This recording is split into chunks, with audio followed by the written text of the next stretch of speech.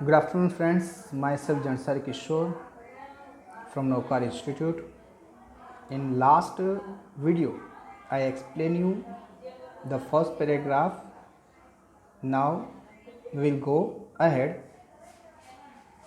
With a satisfied expression, he regarded the field of ripe corn with his flowers, draped in a curtain of rain.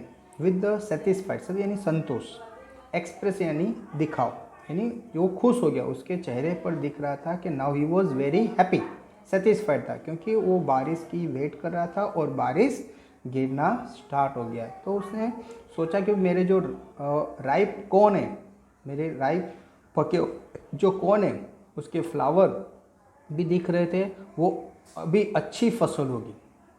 उसने सोचा कि उसको बारिश की, जैसे वो वेट कर रहा था, बारिश हो गई, यानी उसने सोचा था इस तरह से कि बोले अभी इस बार फसल बहुत ही अच्छी होगी।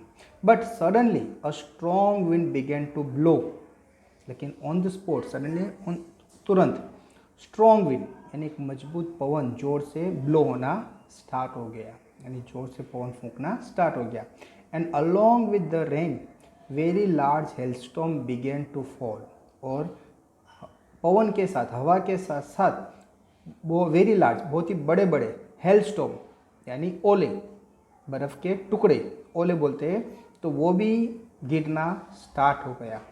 This truly did resemble new silver coin. अभी ये जो गिरा तो उसको भी वो पहले तो स्टार्टिंग में किसके साथ कंपेयर करता है, सिल्वर कॉइन्स के साथ। ओके, यानी अभी छोटे छोटे जो पहले गिर रहे थे उसको थोड़े बड़े गिरे, लेकिन उसको बहुत ज़्यादा टेंशन नहीं था क्योंकि उसको लगा कि भाई ज़रा जोर से तूफान आया है, तो बारिश के साथ साथ ओले भी गिर रहे थे, यानी वो छोटे छोटे जो ओले गिर रहे थे उसको सिल्वर कॉइन्स के साथ क्या करता है, कंपेयर करता है।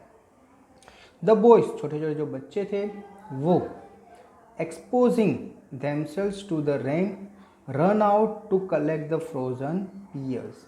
जो छोटे छोटे बच्चे थे वो लोग भागते हुए ये जो सिल्वर कॉइन्स यानी छोटे छोटे जो ओले गिर रहे थे उसको क्या करने लगे, इकट्ठा करने लगे।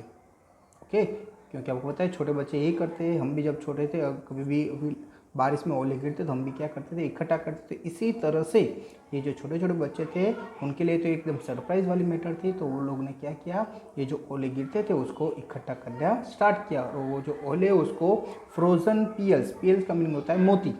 ओके, तो उसने फ्रोजन पियल के साथ वो क्या करता है, ओले को कंपेयर करते हैं।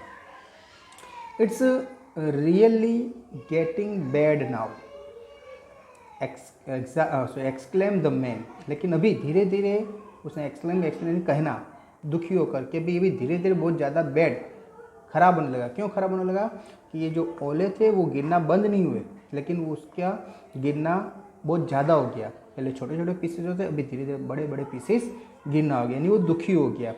I hope it passed quickly.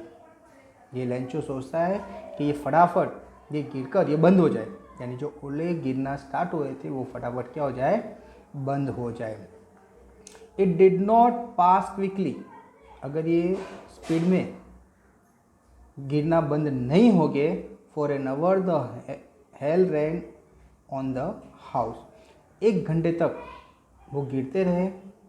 उसने सोचा था कि ओले गिरना बंद हो जाए, लेकिन वो बंद नहीं होते, और उसने कहाँ तक, 1 घंटे तक वो गिरते रहे। The garden, the hill side, the cornfield, on the whole valley. कहाँ कहाँ गिर रहे थे, तो गार्डन में, हिल साइड पर, जो उसका कॉर्नफील्ड था उसका जो पूरा फार्म था वहाँ पर, ऑन द होल वैली, और पूरी वैली जहाँ पर वो रहता था हर एक जगह ये ओले गिरे। द फील्ड वॉज वाइट, और पूरी जो फील्ड थी वो पूरी वाइट हो गई। As if covered with salt, जैसे कि किसी ने उसके ऊपर सॉल्ट गिरा दिया हो, यानी पूरी जो वैली थी उसका जो फार्म था वो पूरा एकदम वाइट कवर हो गया। किसकी वजह से, ये ओले गिरने की वजह से। Not a leaf remain on the tree, उसके नुकसान क्या हुआ कि जो आसपास ट्री थे उसके ऊपर एक भी लीव्स, पत्ता रहा नहीं। क्यों, क्योंकि ये ओले गिरने की वजह से वो लीफ सब क्या हो गई, टूट गई। The corn was totally destroy, उसने जो कॉर्न का पाक ड्रॉप किया था वो सब पूरा डिस्ट्रॉय हो गया। The flowers were gone from the plants, उसके ऊपर जो फ्लावर्स आए थे वो फ्लावर्स भी पूरे चले गए। लेंचो साल was filled with sadness, Lencho भी बहुत ही दुखी हो गया। उसने ये सब देखा सीन तो वो एकदम दुखी हो गया। When it storm had passed, जब वो स्टॉर्म यानी जो ये बर्फ़ के ओले गिर रहे थे वो सब पास हो गया, यानी सब वो कंप्लीट हो गया। He stood in the middle of the field and said to his son, तो वो मिडल ऑफ द फील्ड यानी अपने खेत में बीच में जाके खड़ा रहा और उसने अपने बच्चे को कहा, अपने बेटों को कहा, a plague of locusts would have left more than this. उसने सोचा कि अगर लॉक्टस का मीनिंग होता है ऐसा इंसेक्ट आता है कि जो एकदम ग्रुप में आता है और बहुत सारे पाक को यानी उन्हें जिसने भी फार्म में अगर कोई क्रॉप लगा है उसको नुकसान करता है, लेकिन वो बोलता है कि अगर ये प्लेग ऑफ लॉक्टस आते तो भी इतना नुकसान नहीं करते जितना नुकसान किसकी वजह से हो गया था, ये हेल स्टॉर्म की वजह से हो गया था।